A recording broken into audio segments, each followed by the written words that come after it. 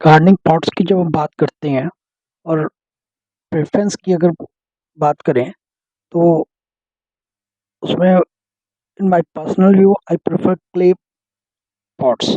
Clay जो है ये उसमें पोरोसिटी, एरेशन ये सब फ़िज़िकल जो रिक्वायरमेंट्स होती हैं प्रॉपर्टीज़ की प्लांट की ग्रोथ के लिए, रूट की ख़ास करके, तो उस वजह से इसको प्रेफ़र करते हैं। और ये आप देख रहे हैं कि how difficult this art is और धीरे-धीरे जो है आपको मार्केट में आज की डेट में clay pots are being replaced by plastic pots. और उसके भी कुछ अपने एडवांटेजेस होते हैं, डिसएडवांटेजेस होते हैं, mainly in terms of so whether you purchase a clay pot, that is earthen pot, a cement pot, ceramic pot,